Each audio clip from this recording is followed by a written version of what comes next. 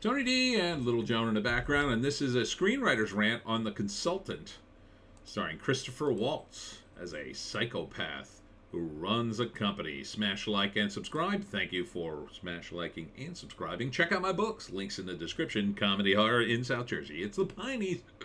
Books 1 through 10 available at Amazon.com. Don't forget Kindle Unlimited. It's free. So he is brought in as a consultant, as they often do in the corporate world, at Compware. And it's like a big sort of Google company where everybody's a slacker.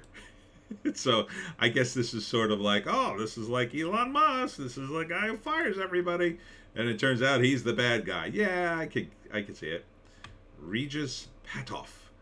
And he's German, of course, and he's suspiciously neat. And but they say he's a psychopath, and then they play scary music, and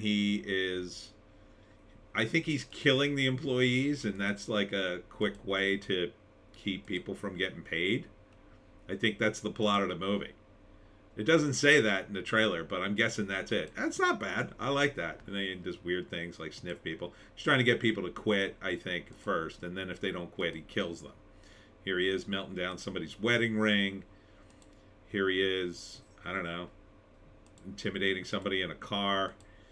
So, oh, it's a new series. Oh, okay. All right. I'm not as excited by a series because it's going to go on forever.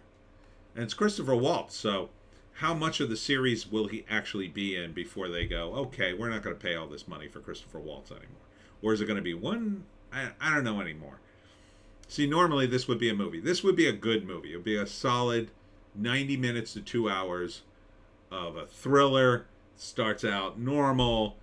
You know, he's brought in. He's a ruthless consultant. He's going to fire half the employees to save the rest of the employees. Not really. To save the company tons of money, right? And he's ruthless and everybody hates him, but you have to give him credit because he's just doing his job. But then strange things start to happen. One of the employees mysteriously dies, and it was perfect timing because, I don't know, he had a big pension coming to him in another couple of days, and he dies right before. Something like that. And then more and more die, and then somebody finds out his secret, and then he targets them. And then the climax of the movie is he shows up at their house, and then it's like one last fight, and he is killed. And then the end of the movie is either he comes back somehow, or they send another guy. Like the perfect ending for a movie would be, you know, they survive this horrific ordeal of this consultant who kills people, and, you know, there's a big fight at the end, and then eventually they come back to work, and there's another guy there, and it turns out he's going to do the same damn thing, and they'll have to survive another firing session. And that's all the company does. Like, they keep hiring these psychopaths to pare down the company at any cost, literally any cost. But if you're going to stretch this out over a series, I don't know, man. It seems too long. Seems like you would have to humanize Christopher Waltz's character, and I don't think that makes any sense. I think it's too long. I think it's too long for a series. Too long for a series, and you're going to have wind up in the first, you know, unless he's going to kill somebody in the first episode, you're probably going to have all this damn wind up to the first murder. Yeah, I don't know, man. I mean, I like Christopher Waltz, but he's kind of doing the same thing he always does. He's just German. He's just German, and he's relatively cheerful and confident, and he's a good actor, but, I mean, being a psychopath, this is like a no-brainer for a guy like him. This is like giving the psychopath gig to Anthony Hopkins. Of course they can do psychopaths. They're actors. They're really good actors. But that's like giving a professional baseball player a shot at the batting cages. He's going to friggin' crank it. He's going to destroy the batting cage. He'll destroy this role, I'm sure. I'm sure it'll be fine. Will it be good? I don't know. I think it'll just be an excuse like, how long can we keep this plate in the air before people get tired of it? Or Christopher Waltz asked this for too much money? Or, you know, it's not a sustainable concept in my view. It'll be fun for a few episodes. It'll build to something. In the end, what are you going to do with it? It's the payoff that matters. I tell people all the time. I warn people about TV shows all the time. This can't pay off. My biggest call was Lost. I knew the moment I saw that TV show, I said, there's no way this pays off. No way. Like, there were a couple of moments within the series you could have said, okay, if they go down that path, that'll be a cool payoff and that'll be fun. Nope. They wanted everything. They wanted every possible payoff, and then they had none. This is another one of those concepts, I think. I think Severance is probably like that, too. Yeah, I think Severance is like that. I know a lot of people liked it. We'll see how much you like it when you get to the end. You go, oh, that wasn't what I thought. Now, Breaking Bad, see, that's the exception to the rule, right? When I saw that, I didn't immediately say, well, this can't pay off. My question was, where's this going? See, that's the question you want. I know exactly where this show's going. Breaking Bad, I was like, what are they going to do here? Because every episode was like, how are they going to make this work? How are they going to up the ante? Where's Walter going with this? He seems completely incompetent. And as the series progresses, you see the learning curve with Walter, and then you're like, oh. They kind of do the same thing in Better Call Saul, except they wind Saul back in time to early before he was Saul Goodman, and then they build him back up to Saul Goodman. And I didn't see the last 2 seasons, so don't go on with that. So, yeah, you need some place to go in a series. This place, you start low and then you end high. That's the way it goes. This is already starting high in the trailer. When a character says in the trailer, he's a psychopath. We work for a psychopath. Yeah, with this music and this sinister sort of shots of Christopher Waltz. Yeah, you do. I know you do because of the way this is rolling out.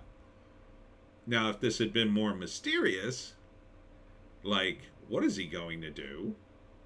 Or he's crazy, and there was a little more comedic aspect, maybe you could have surprised me a little bit and given me the sense like, well, this could go a bunch of different directions. Nah, I think he kills people. I think you're telegraphing me that he kills people.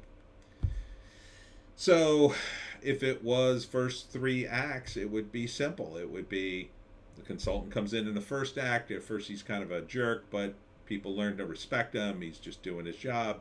Beginning of the second act, someone mysteriously dies at a perfect time. The protagonist explores it, realizes there's something weird here. He tries to get involved, and the protagonist kind of pushes him off. And then there's this weird sort of back and forth. Can they keep investigating while he is sniffing them out? Are they imagining it, or is he really killing people? Until finally you get to the third, and the ante goes up and up and up, until finally, towards the end of the second act, you realize, yes, he is killing people. And he's going to kill the protagonist if she isn't careful. And then the third act is he tries to kill the protagonist. He tries to destroy her life and get her fired. That doesn't work. So he eventually corners her somewhere, sets something up to kill her. And then there's a big final thing where he almost kills her. And then she turns the tables on him. He dies. He's just dead.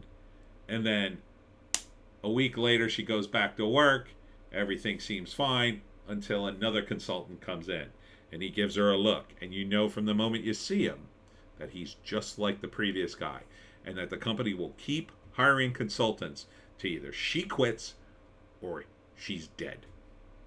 That would be brilliant. I should write that one. This, they're going to drag it out. I don't want to see that. Or he's going to be a psychopath. Maybe he won't kill people. I think they're going to build to that. Maybe he doesn't kill people. Maybe he just does things that are horrible.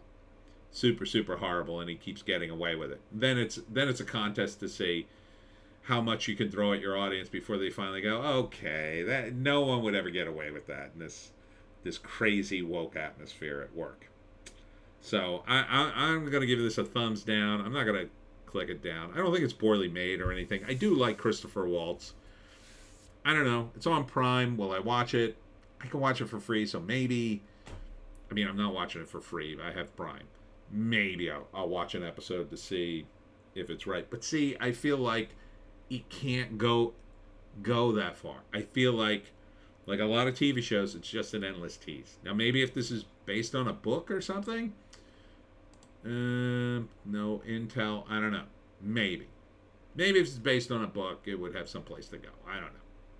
Because at least with a book, the writer maybe thought some stuff out, and maybe it's got consulted too. But I doubt it. All right, that's it for me, Tony D and Little Joan. We're gonna go for WALK.